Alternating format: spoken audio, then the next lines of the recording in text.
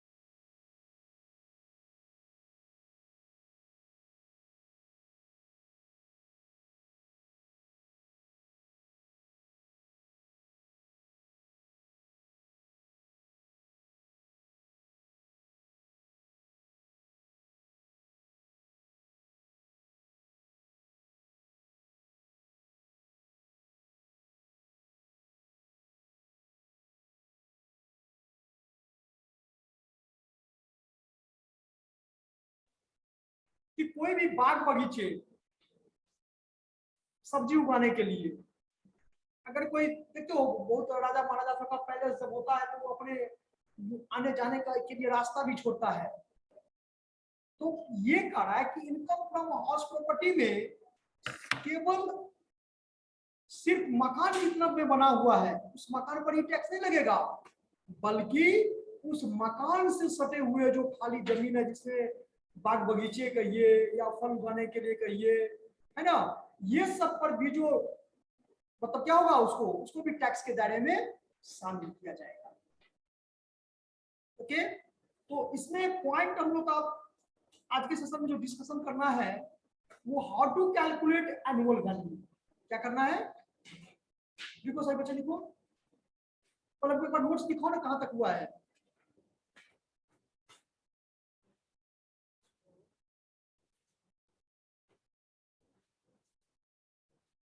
लो जी सचिन,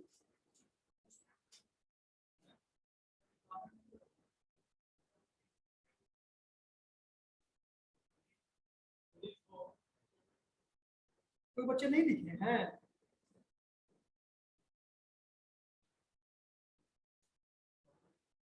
चलो तो अपने हिसाब से करते हैं।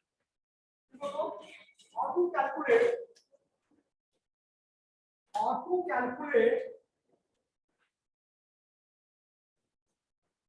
Annual value.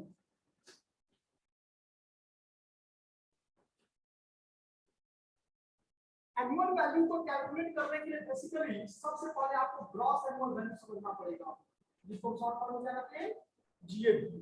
ठीक है, यहां हो जाएगा ग्रॉस एनुअल वैल्यू। इसके बाद इसमें से लेस करते हैं, less municipal tax.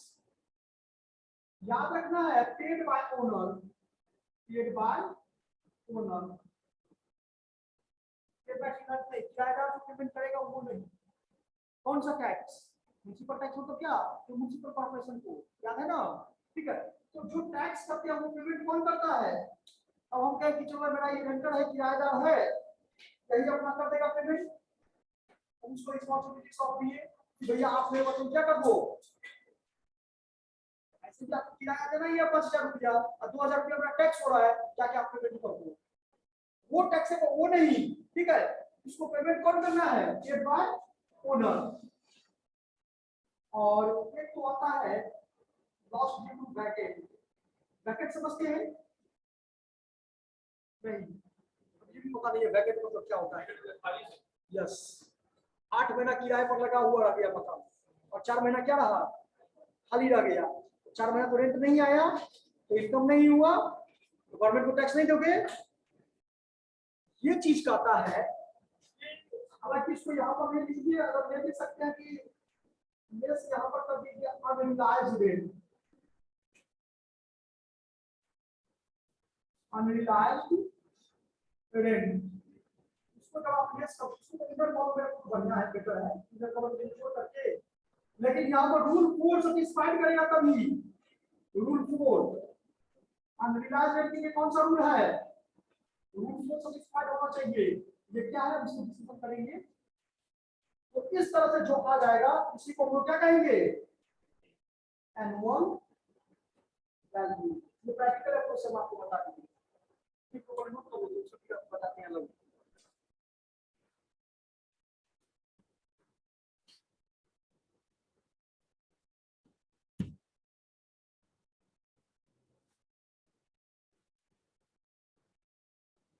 Second book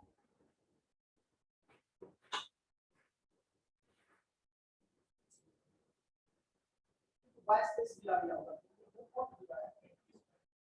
इस 22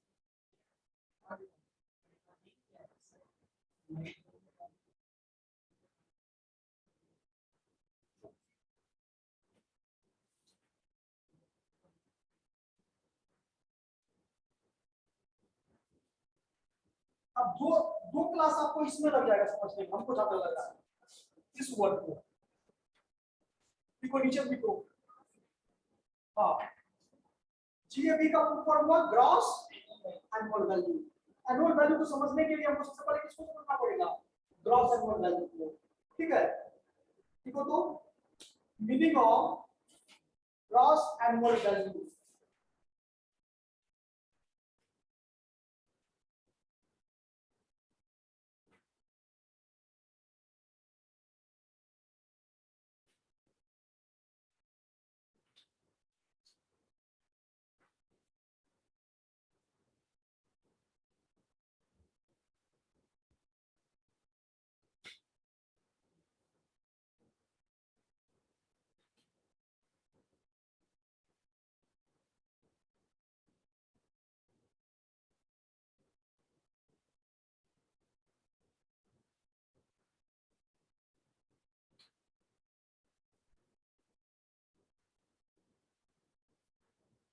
gross annual value,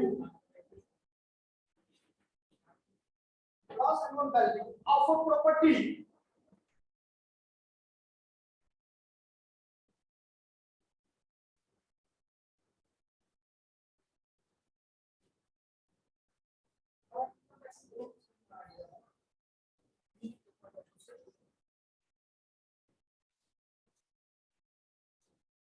gross annual value of a property is the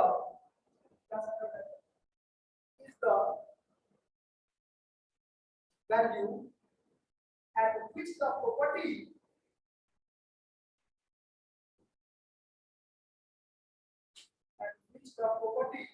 by application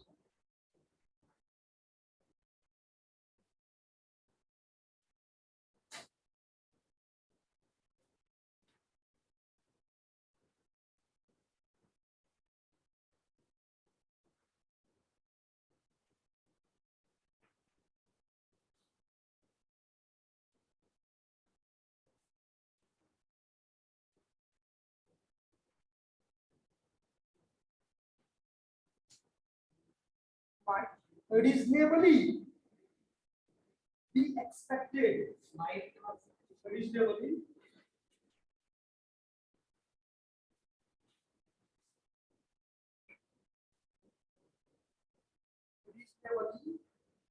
be expected, expected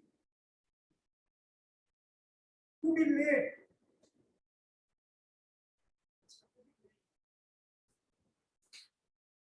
might reasonably be expected to be late from year to year.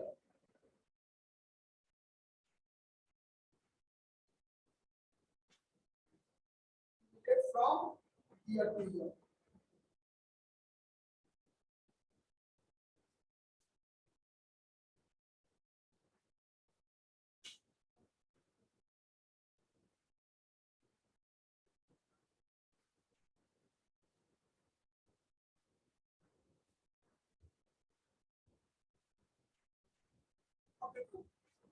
ये क्या कहा है कि generally gross annual value और annual value, gross annual value के लिए कोई section नहीं दिया गया, बट एनुअल वैल्यू के लिए सेक्शन है, ठीक है।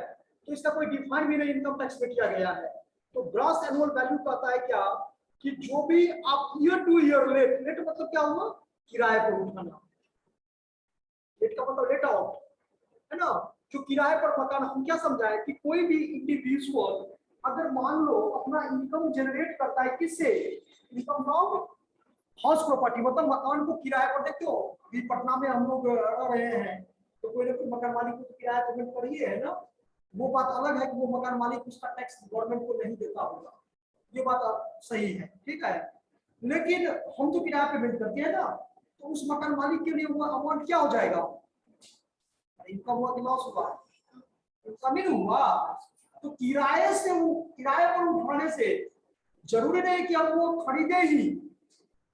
अगर मुझे सर्विस लेना है तो हम उसको किराए पर भी सर्विस ले सकते हैं। बड़े बड़े गाड़ी सब होता है, नहीं देखो ट्रक वर्क, या मान लो मुझे यहाँ से दरभंगा जाना है तो कोई गाड़ी को क्या करते हैं, बुक कर लेते, किराए पर लेते हैं ना। तो वो भी ऑनर के लिए वो क्या हो गया, इनकम तो होगा, हो गया ना, उसका प्रोफेशनल बिजनेस हो गया। वो जो गाड़ी का बिजनेस करता है, किराए पर देने और लेने का काम करता है, तो वो उसका किस में जाएगा, इनकम फ्रॉम बिजनेस में। लेकिन जो व्यक्ति मकान को किराए पर लगा करके क्या करता है, जनरेट करता है, अब तो वो उसका किसमें आएगा, ग्रॉस एनुअल वैल्यू में। 4 प्रकार का रेंट होता है। रेंट कितने प्रकार का आप लोग कितना जानते हो, बताओ, रेंट कितने प्रकार के होते हैं,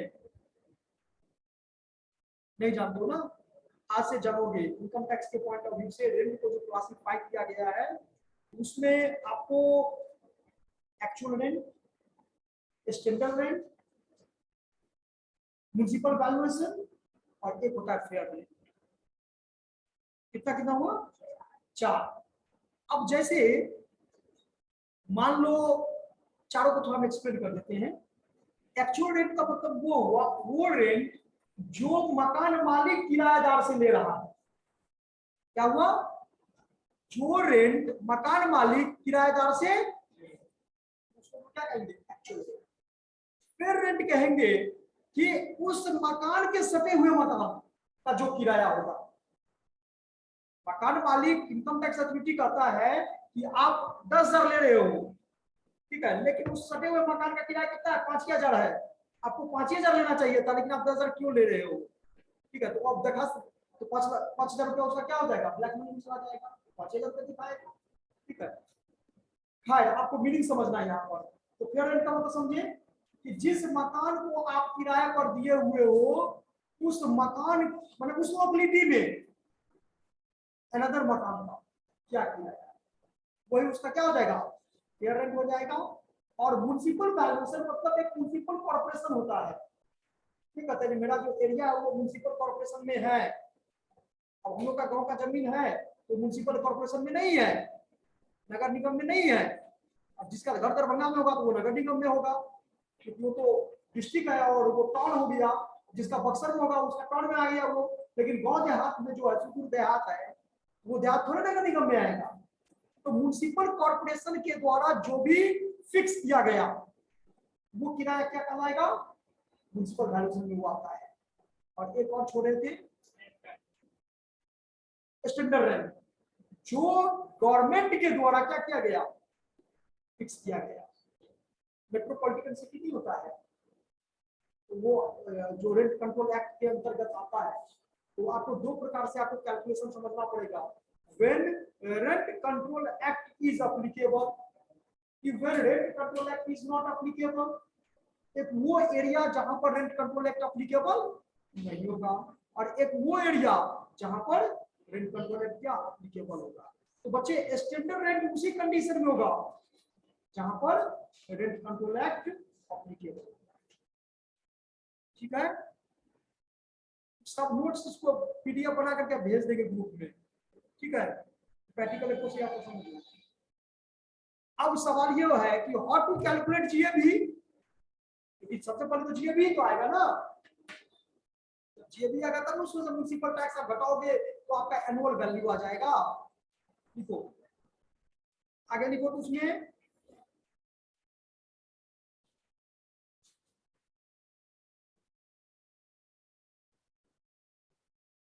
अच्छा एक पॉइंट और इसमें समझना है बच्चे आप लोगों को कि बहुत सारे ऐसे भी कंडीशन आपको आएंगे जहां पर अब कोई बड़े परिवार से बिलोंग करते हैं तो बेटी के लिए अलग कमरा है, पत्नी के लिए अलग कमरा है, अपने लिए अलग कमरा है, छोटा बच्चा उसके लिए अलग कमरा है, माँ बाबू जी का उसके लिए अलग कमरा है, फ्लैट है। तो इनकम टैक्स का अथॉरिटी का इस पर भी ध्यान है। इनकम टैक्स ये भी कहता है कि इसका मतलब ये नहीं कि आपके पास में 5 फ्लैट है तो पांचों फ्लैट आप क्या कीजिए, अपने परिवार के लिए यूज कीजिए।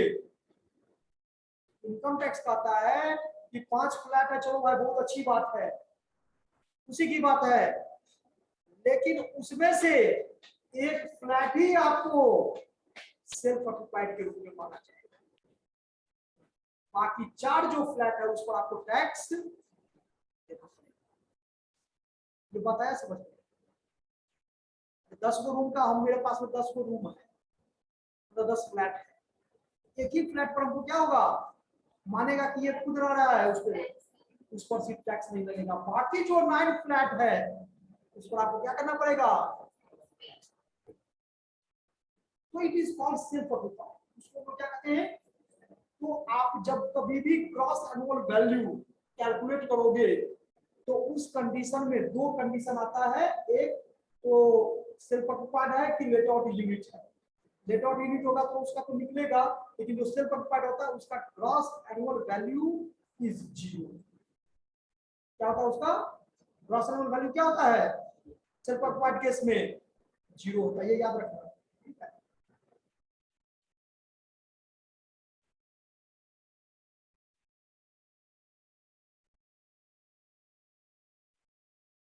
it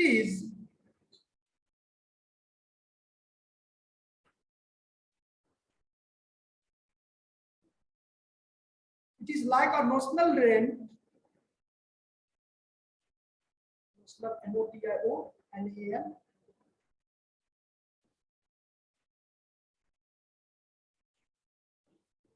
rent which one could have earned. It is like a notional rent which one could have earned,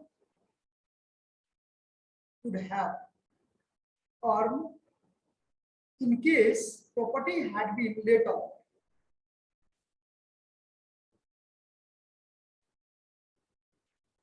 Could have earned in case property had been let out. ये बात समझ में आया, ये लाइन देखो तुसी पढ़ के समझ में आया ये line.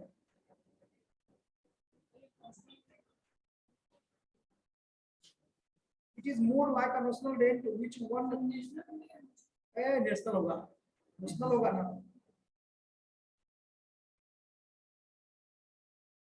One could have earned in case property had been क्या let out। अभी तो समझा रहे थे कि अगर आपके पास 4 गो फ्लैट है तो एक ही फ्लैट को वो छोड़ेगा, बाकी 4 को क्या माना जाएगा कि आप उससे इनकम जनरेट कर रहे हो, आपको टैक्स क्या करना पड़ेगा गवर्नमेंट को। और इतना तो पता है भाई, इनकम टैक्स मतलब इनकम पर टैक्स होता है, इतना तो पता है। तो मेरा कहने का मतलब यह है कि जब हम इनकम दिखाएंगे ही नहीं तो उनको टैक्स कहां से देना पड़ेगा? क्या सुजीत? अब आप आइएगा ही नहीं तो प्रेजेंटेशन कहां से दीजिएगा? बात तो सवाल है ना यहाँ पर। तो मकान अगर मान लो कि अगर मेरे पास मकान है, लेकिन देख रही हो बड़ा बड़ा एकदम से इन्वेस्टिगेशन जब होता है, छापा को पड़ता है, हाँ, तो उसमें ना फलक खोल देता है सरकार, करता है। ऐसा सुने हो न्यूज में? पटना में हुआ है, मेरे ही तरफ हुआ है, अस्याना मोड़ के पास में बहुत बड़े मकान था, छापा पड़ा, उसको पता चला कि ये मकान क्या अवैध रूप से ये निर्माण किए, तो गवर्नमेंट को नहीं दिए, टैक्स नहीं पेमेंट कर रहे थे, तो पता चल गया। बस उसने क्या किया, सरकारी कोई स्कूल है वो खोल दिया बच्चे सब पिलाने के लिए। बताओ उतना सुंदर मकान को उसने क्या किया? गवर्नमेंट कर सकता है। चलो आगे देखो। इवन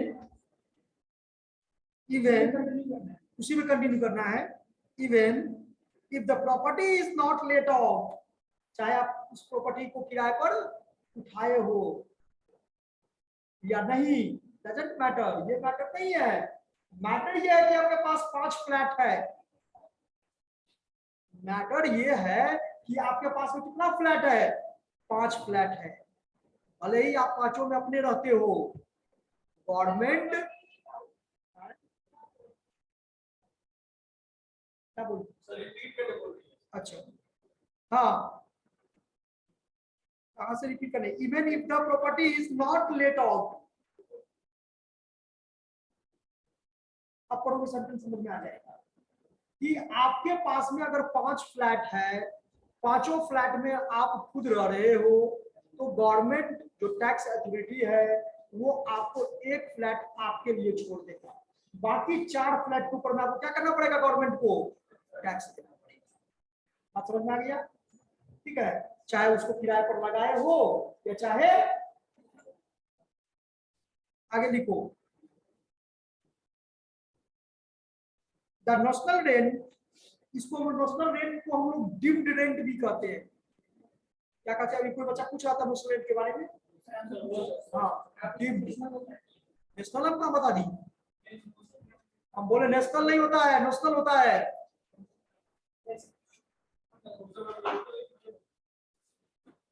नेशनल काम कभी बोले हैं जी? ठीक,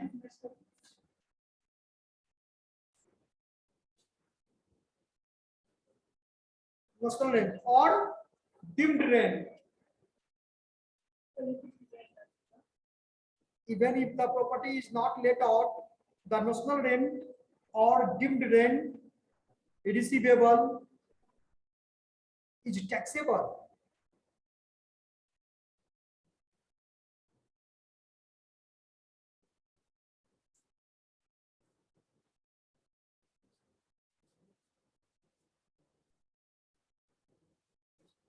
तो 4 फैक्टर के बारे में बच्चे अभी आपको थोड़ी देर पहले बताए थे कि ग्रॉस एनुअल वैल्यू जब हम लोग कैलकुलेट करते हैं, इसमें 4 फैक्टर के ऊपर में आपको 4 पॉइंट के ऊपर में बहुत गौर से ध्यान देना पड़ेगा। पहला तो पॉइंट होता है कि rent control act is applicable, तो स्टैंडर्ड रेंट रहेगा, और rent control act is not applicable, तो स्टैंडर्ड रेंट नहीं होगा। ये कंडीशन समझ में आ गया? तो 4 प्रकार के रेंट रहेगा, 4 मेन फैक्टर है किसको, जब हम ग्रॉस एनुअल वैल्यू को कैलकुलेट करते हैं। ठीक है, लो बुक लो आप।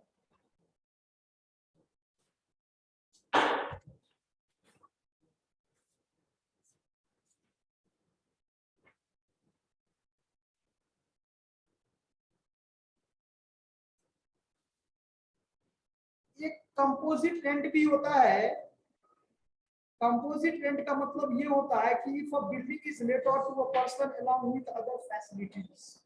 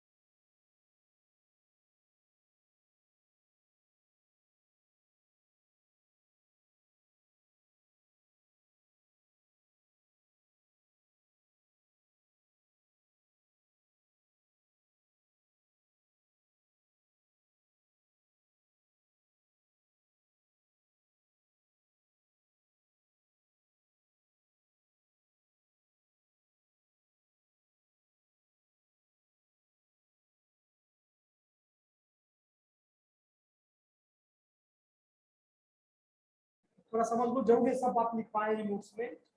कंपोजिट रेंट का मतलब ये होता है कि नहीं कहता मकान मालिक साहब कि हम आपको भी बैचलर में जाते थे देने के लिए था चौकी दे देंगे, पता तेरे जी, मतलब फर्नीचर दे देंगे, पंखा भी लगा हुआ है रूम में वो भी तुमको दे देंगे, तुम खाली हमको किराया टैब दे दो, पता था ना। हम लोग बैचलर में ऐसे रहे तो ऐसे मुख्य मालिक सब ये हैं, खोजते थे तो कौन ऐसा मकान मालिक है जो कि हमको इस तरह से सुविधा। अब बैचलर में कहाँ जाएंगे पंखा खरीदने के लिए या चौकी खरीदने के लिए जाएंगे, ठीक है। तो बेड भी व्यवस्था फैसिलिटी प्रोवाइड कर देता था, पानी भी व्यवस्था करता है, इलेक्ट्रिसिटी भी व्यवस्था करता है। मतलब कंपोजिट रेंट का मतलब वो रेंट जिसमें मकान मालिक जो लैंडलॉर्ड है वो सुविधाओं के साथ दे, ठीक है, उस रेंट को हम क्या कहेंगे, ठीक है। चलो अब इसका एक डायग्राम हम बोर्ड पर बना रहे हैं बच्चे, इसको ध्यान से पढ़ना है क्योंकि इस chapter this chapter is very very simple. ये चैप्टर इनकम टैक्स का सबसे इजी चैप्टर है। इसके बाद जो भी चैप्टर आप पढ़ोगे थोड़ा ये मिलेगा, बट ये चैप्टर जो है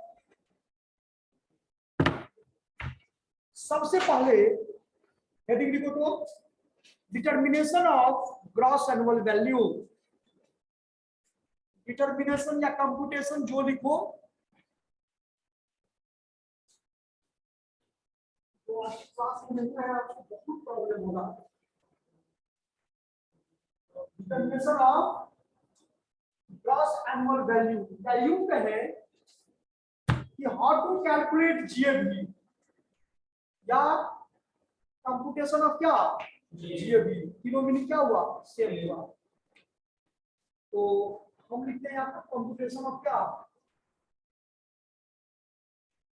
computation of gross annual value.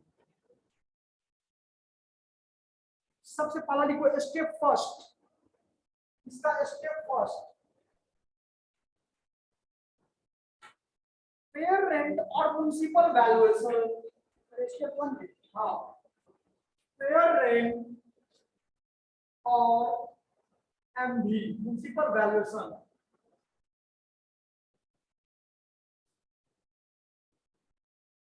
equal to whichever is higher,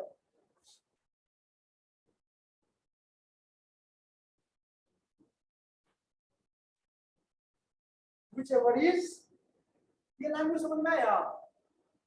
सबसे पहला स्टेप यही करेंगे कि फेयर रेट और municipal valuation whichever is more than, इस लैंग्वेज कैसे नहीं समझ सकते हैं, whichever is यानी दोनों में जो ज्यादा हो, पहला स्टेप ये होगा। सेकंड स्टेप, स्टेप नंबर 2,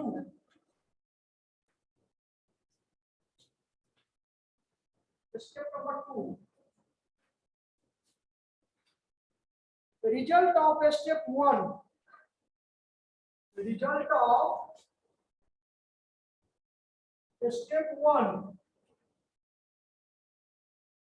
और स्टैंडर्ड रेट और स्टैंडर्ड रेट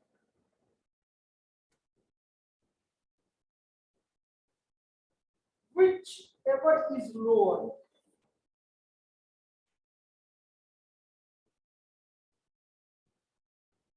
is lower, इसी को हम लोग कहते हैं एक्सपेक्टेड रेंट, इसको हम लोग क्या कहते हैं,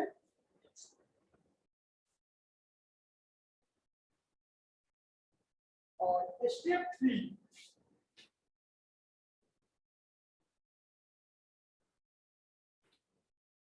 और 3 स्टेप में एक्सपेक्टेड रेंट और एक्चुअल रेंट,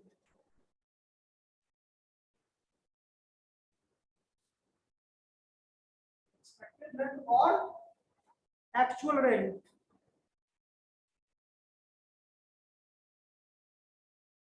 और इसमें डायग्राम बना दो, यहाँ पर दो कंडीशन होता है,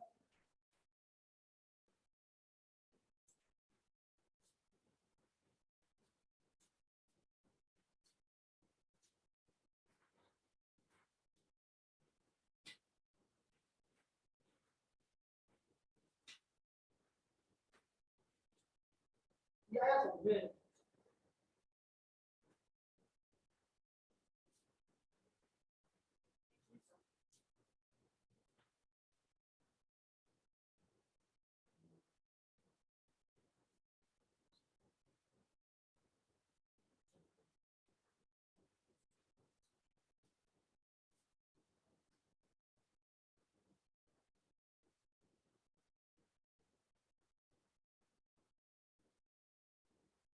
इसमें कंडीशन है, इसमें दो कंडीशन है।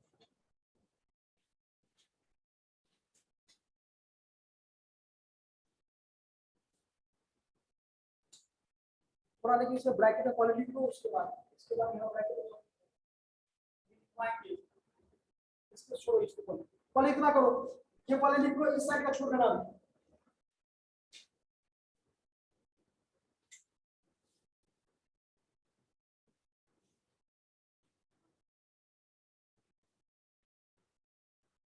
करो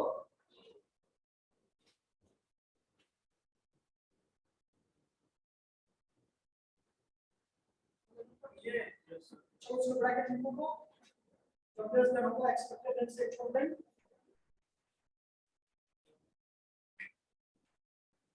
Unrealized rent can be reduced,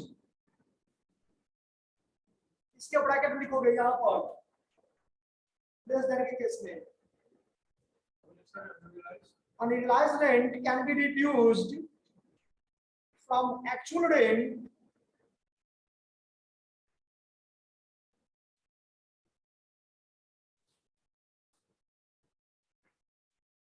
ये सब बैचलर में होता था कि मकान मालिक को किराया लेकर के भाग गया, चौकी न देगा, चौकी लेकर के बेटा तुम्हारा के लिए छोड़ देंगे, अपना सर किराया हुआ 200 का चौकी, बैचलर के पास आता क्या है, ठीक है, या एक छोटा सा सिलेंडर रहेगा ज्यादा ज्यादा, तो वो आपको क्या रहेगा, उस पर कुछ बर्तन आपका फूका रहेगा, मतलब तो 3000 एवरेज एस्टिमेट कर दिया कि 2000 का सामान है उसके रूम में, और रूम रेंट के लिए 10,000 रुपया 15,000 रुपया, तो एकदम से क्या हुआ उस टाइम, अरे बैचलर आप कहाँ गया, मकान मालिक खोजते रहे उसको, उस कंडीशन में अनरिलाइज रेंट का मतलब क्या हुआ, मकान तो किराए पर है लेकिन मकान मालिक किराएदार से पैसा वसूल नहीं कर पाया, उस कंडीशन के लिए बता रहा है कि unrealised rent can be reduced from actual rent if condition of rule 4,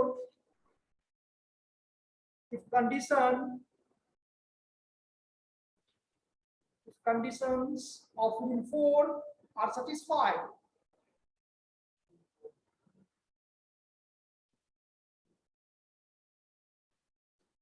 पहले क्यों बताया कि रूल 4 के बारे में, उसको आगे डिस्कशन करेंगे इसमें। Rule 4 are satisfied. अब उस conditions of rule 4 are satisfied, तो दो बताए इसमें, फर्स्ट में लिखो, इसमें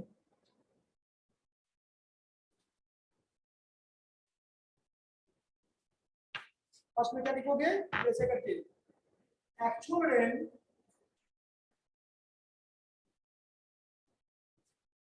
एक्सपेक्टेड रेंट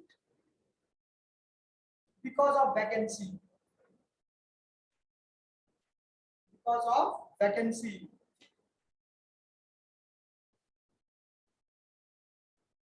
तो GAV equal to actual rent,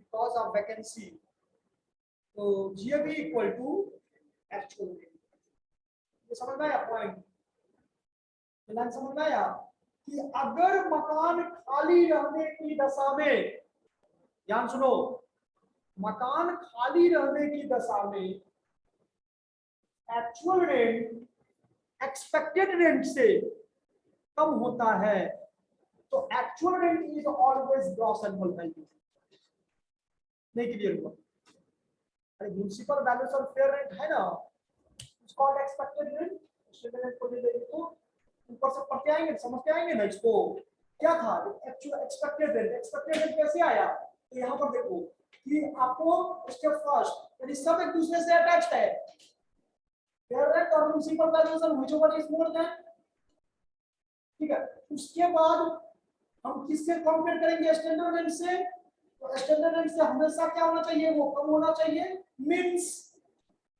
जो व्हिच ओवर इज मोर होगा दोनों में वही क्या हो जाएगा, एक्सपेक्टेड रेंट हो जाएगा, और जब एक्सपेक्टेड रेंट आ जाएगा तो उसको कंपेयर किससे करेंगे, एक्चुअल रेंट से, तो एक्चुअल रेंट अगर कम होता है एक्सपेक्टेड रेंट से, कौन कारण से कम होगा, तो मकान नहीं बताएंगे 8 महीना किराए पर रहा और 4 महीना किराए पर रहेगा, किराया नहीं रहा तो इसका मतलब उसका पैसा तो नहीं आया, एक्चुअल रेंट क्या हो गया, कम हो गया, बट एक्सपेक्टेड रेंट क्या हो गया, ज्यादा है।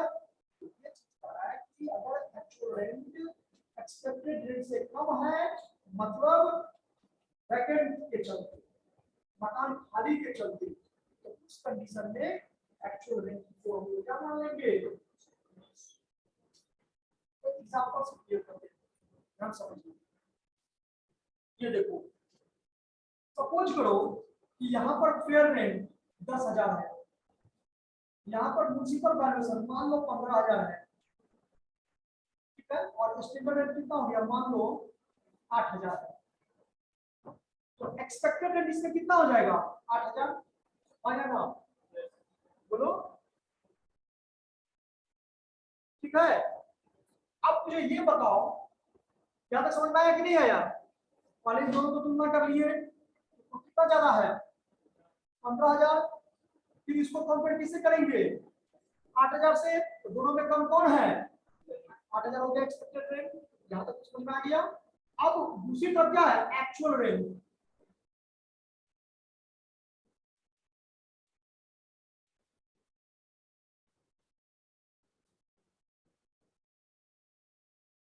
मान लो 1,000 पर मंथ है, लेकिन 5 मंथ जो है ये मकान क्या रहा, वैकेंट रहा, बोलो कितना महीना रहा, खाली रहा, 7 महीना तो किराया आया, तो आपके पास में यहाँ जो एक्चुअल रेंट होगा बच्चे वो कितना होगा, 7,000 होगा कि नहीं होगा, तो क्या कहोगे, ग्रॉस ओवर वैल्यू कितना हो जाएगा इसमें, 7, यस, क्यों, क्योंकि मकान खाली रहने की दशा में अगर एक्चुअल रेंट एक्सपेक्टेड रेंट से कम होता है तो हमेशा एक्चुअल रेंट ही ग्रॉस ओवर, अब हुआ कॉन्सेप्ट क्लियर, तुमको नहीं हुआ, लेकिन नहीं हुआ, बताओ तो समझा, तन्वी समझा,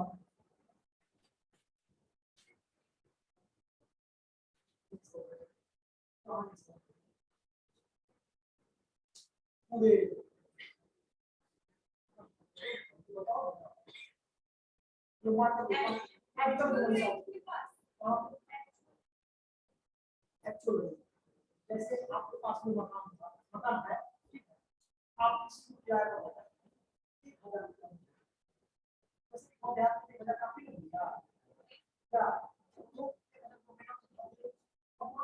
अब किराए पर, अब आपको 7 ही महीना किराया चाहिए, 7,000, ठीक है, 5 महीने किराया नहीं दिए, या यूं समझ लो इसको सब विलास रेंट के केस हो जाएगा ये, ठीक है, आप ऐसे समझ लो कि 7 ही महीना वो मकान क्या किराए पर था, लेकिन महीना कितना था,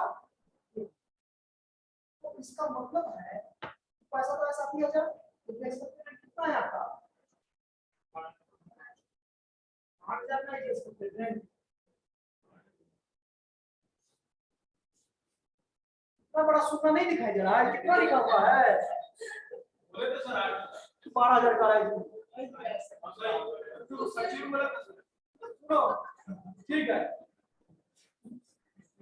कहने का मतलब ये है कि अगर मान लो बहुत मतलब समझ में आया, तो 1,000 को अगर हम 12 से गुणा करें तो 12,000 किया जाता, जबकि वो तो मकान में जो किराएदार रहा वो तो 7 ही महीना रहा, तो 7 ही महीना का पैसा देगा, 4 महीना थोड़ी देगा वो, 7 ही देगा। तो यही चीज बता रहे हैं कि मकान अगर खाली रहने की दशा में अगर एक्चुअल रेंट कम हो जाए किससे, एक्सपेक्टेड रेंट से, तो एक्चुअल रेंट क्या माना जाएगा। चलो, और दूसरा कंडीशन क्या है, 24वां डिक्वेशन में,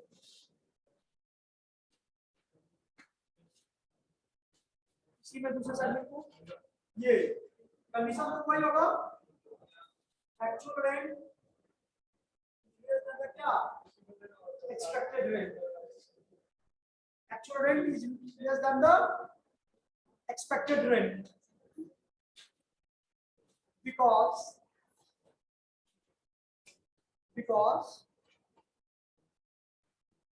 of any other factor,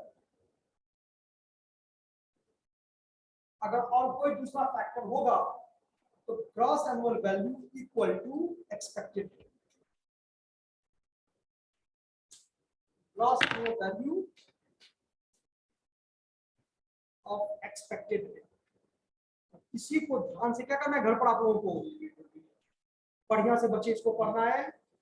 जो बच्चे नहीं आए हैं आज, अब उसका देखना सर दर्द होगा, पूरे चैप्टर जब तक पढ़ाएंगे जब तक खत्म नहीं होगा तब तक उसको ये प्रॉब्लम करेगा। आप लोगों को सभी बच्चे को बढ़िया समझ में आ गया क्या? दो चार प्रैक्टिकल जब इसमें बनाएंगे तो और ज्यादा समझ में आ जाएगा। तो थोड़ा कोशिश कीजिए पढ़ने की।